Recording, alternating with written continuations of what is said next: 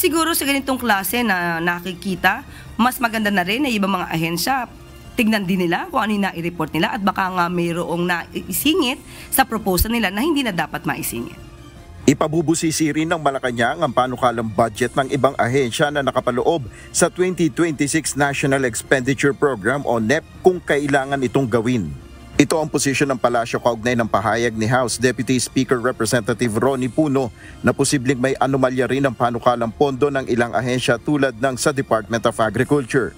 There are already other things we're coming up with in other agencies. No, I will advance to you the information that in the Department of Agriculture, there are indications of similar problems, specifically with reference to farm-to-market roads in the amount of something like 10 billion pesos. No? And we are getting reports that these were also like peddled, no, to certain parties. Ayon kay Palace Press Officer Undersecretary Claire Castro, kung mayroong ganitong impormasyon si Congressman Puno, mas mabuting ibigay ito mismo kay Pangulong Ferdinand Marcos Jr. Yung mga detalye po dito, mas maganda po talagang iparating sa Pangulo dahil paminsan-minsan po pag sinabi lamang po at walang detalye, mahirap po kasi agad na mag-judge. Kahapon, nagpulong na sina Budget Secretary Amena Pangandaman at Department of Public Works and Highways Secretary Vince Dizon para sa pagrepaso sa budget ng DPWH alinsunod sa utos ng Pangulo.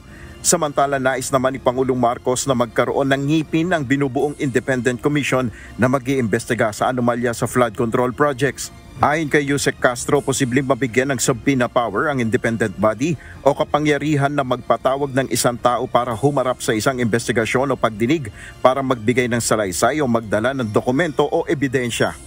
Pero ang nais po ng Pangulo sa nasabing Independent Commission ay mabigyan po ng lakas, mabigyan ng ngipin para po mas mapatupad kung ano ang mandato ng Independent Commission na ito.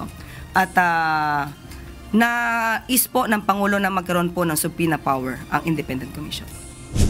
Sa ngayon, ayon sa Malacanang, mayroon ng draft o balangkas para sa binubuong Independent Commission at sa ngayon, ito ay isinasapinal na.